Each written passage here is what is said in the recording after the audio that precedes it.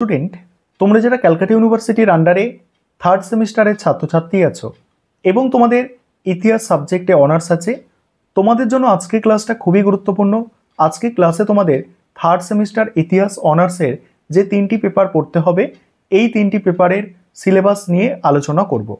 তোমাদের third semester ইতিহাস অনার্সের 3টে পেপার পড়তে হচ্ছে, অর্থাৎ সেকেন্ড সেমিস্টারে তোমরা 2টো পেপার পড়েছো, এখানে 3টে পেপার পড়তে হচ্ছে, অর্থাৎ একটি পেপার তোমাদের বাড়ছে, ডিএসসিসি পেপার একটা বেড়ে যাচ্ছে তোমাদের। অর্থাৎ থার্ড সেমিস্টারে 2টো ডিএসসিসি পেপার পড়তে হবে, ডিএসসিসি 3 এবং ডিএসসিসি 4, যেগুলো 75 মার্কসের পরীক্ষা হবে। এবং কোয়েশ্চেন প্যাটার্নটা যেমন ছিল ডিএসসিসি পেপারে, যে 20 নম্বরের 3টে প্রশ্ন এবং 5 নম্বরের 3টে প্রশ্নের অ্যান্সার করতে হবে। এবং আরেকটি পেপার হচ্ছে এসিসি 3 পেপার, এটা 50 নম্বরেরই পরীক্ষা হবে এবং এখানে 30 নম্বরের একটা প্রশ্নের অ্যান্সার করতে হবে এবং 10 নম্বরের 2টো প্রশ্নের অ্যান্সার করতে হবে। চলো আমি স্ক্রিন রেকর্ডের মাধ্যমে সিলেবাসটা আলোচনা করছি। সিলেবাসটা আজকে ভালো করে তোমরা বুঝে নাও, এরপরে তোমাদের আমি থার্ড সেমিস্টার ইতিহাস অনার্সের সাজেশন নিয়ে আলোচনা করব। আর তোমরা জানো যে আমাদের স্টাডি মেটেরিয়াল রেডি করা হয় এবং তোমাদের থার্ড সেমিস্টারেরও স্টাডি মেটেরিয়াল রেডি করা হয়েছে ইতিহাস অনার্সে। তোমরা যদি কেউ স্টাডি মেটেরিয়াল পারচেস করতে চাও, অবশ্যই তোমরা যোগাযোগ করে প্রথম থেকে স্টাডি মেটেরিয়ালটা পারচেস করে পড়তে পারো। এবার তোমরা থার্ড সেমিস্টার ইতিহাস অনার্সের সম্পূর্ণ সিলেবাস দেখে নাও। প্রথম যে তোমাদের পেপারটা থাকছে DSCC 3 paper, history of India, অর্থাৎ ভারতের ইতিহাস, খ্রিস্টপূর্ব 300 অব্দ থেকে খ্রিস্টীয় 750 অব্দ পর্যন্ত। সম্পূর্ণ সিলেবাসটা দেখবে। প্রথম টপিক থাকছে অর্থনীতি ও সমাজ, আনুমানিক খ্রিস্টপূর্ব 300 অব্দ থেকে খ্রিস্টীয় 300 অব্দ পর্যন্ত। এখানে কৃষি অর্থনীতির বিস্তার, তারপরে শহরায়ন থাকছে, শহরায়নের মধ্যে উত্তর ভারত, মধ্য ভারত, দাক্ষিণাত্য, সেখানে কারুশিল্প, বাণিজ্য পথ, মুদ্রা ব্যবস্থা, এবং তারপরেই থাকছে দেখো, তারপরে থাকছে সামাজিক শ্রেণীবিন্যাস, সেখানে শ্রেণী, বর্ণ, জাতি, অস্পৃশ্যতা, লিঙ্গভেদ, বিবাহ, সম্পত্তির সম্পর্ক, এইগুলো। দ্বিতীয় টপিক হচ্ছে তোমাদের যে রাজনৈতিক গঠন আর পরিবর্তন, এখানে আনুমানিক খ্রিস্টপূর্ব 300 অব্দ থেকে খ্রিস্টীয় 300 অব্দের মধ্যে। সেখানে মৌর্য সাম্রাজ্য তোমাদের পড়তে হবে, পরবর্তী মৌর্য রাজনীতি, বিশেষ করে কুষাণ সাতবাহনদের সম্পর্কে পড়তে হবে এবং সংঘর্ষ পড়তে হচ্ছে। তারপরে প্রারম্ভিক মধ্যযুগীয় ভারতের দিকে খ্রিস্টীয় 4র্থ শতাব্দী থেকে 750 অব্দ পর্যন্ত। এখানে পড়তে হচ্ছে তোমাদের কৃষির সম্প্রসারণ, অর্থাৎ এখানে ভূমি অনুদান, উৎপাদন সম্পর্কের পরিবর্তন, স্তরভিত্তিক ভূমি অধিকার ও কৃষক সমাজ।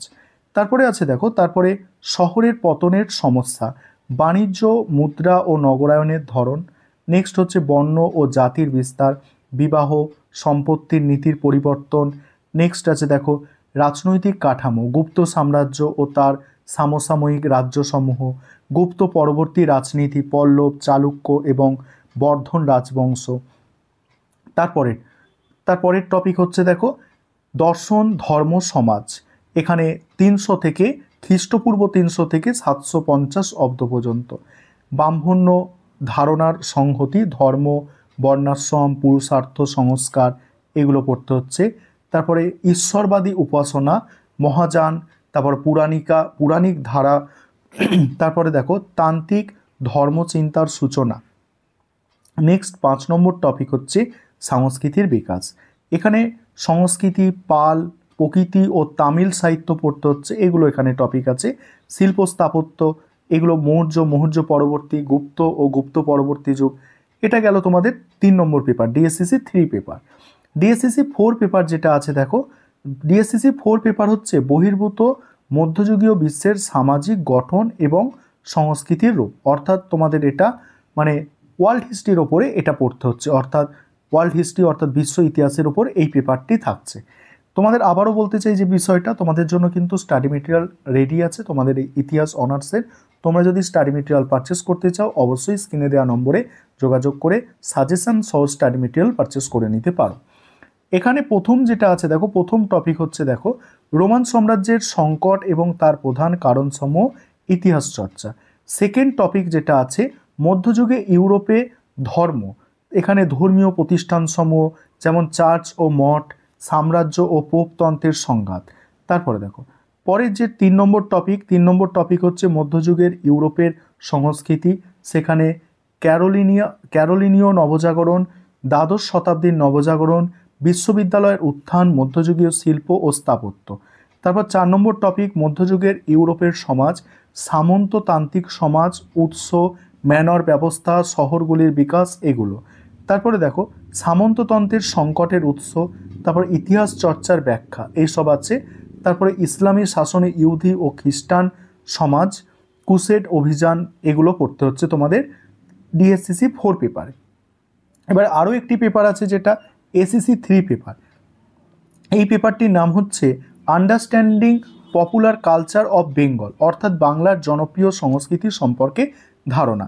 এখানে ইউনিট অনুযায়ী ভাগ করা হয়েছে। প্রথম ইউনিটে পড়তে হচ্ছে জনপ্রিয় সংস্কৃতির সংজ্ঞা নির্ধারণ, দ্বিতীয় ইউনিটে মানে প্রথম ইউনিটের দ্বিতীয় টপিক পড়তে হচ্ছে জনপ্রিয় সংস্কৃতি অধ্যয়নের বিভিন্ন দৃষ্টিভঙ্গি। তারপরে দেখো তারপরে 2 নম্বর ইউনিটে হচ্ছে দেখো 2 নম্বর ইউনিট পড়তে হচ্ছে প্রথম টপিক যাত্রা আছে, তারপর নৃত্য আছে, ঠিক আছে, তারপর সঙ্গীত আছে, সঙ্গীত, তারপরে এখানে দেখো সিনেমা মানে চলচ্চিত্র আছে, সেখানে সত্যজিৎ রায়, তরুণ মজুমদার, তপন সিনহা, এইগুলো পড়তে হচ্ছে, অজয় কর, ঋত্বিক ঘটক, এদের সম্পর্কে পড়তে হচ্ছে। জনপ্রিয় সংস্কৃতি প্রচারে টেলিভিশন ও প্রামাণ্যচিত্রের ভূমিকা। তারপরে দেখো ডিজিটাল ফটোগ্রাফি 4 নম্বর ইউনিট। দেখো 4 নম্বর ইউনিটে তোমাদের আছে কি, 4 নম্বর ইউনিটে আছে জনপ্রিয় সংস্কৃতিতে সামাজিক মাধ্যমের ভূমিকা। এই হচ্ছে তোমাদের টোটাল 3rd সেমিস্টারে ইতিহাস অনার্সের সিলেবাস। খুব তাড়াতাড়ি তোমাদের জন্য সাজেশনটা নিয়ে আসবো।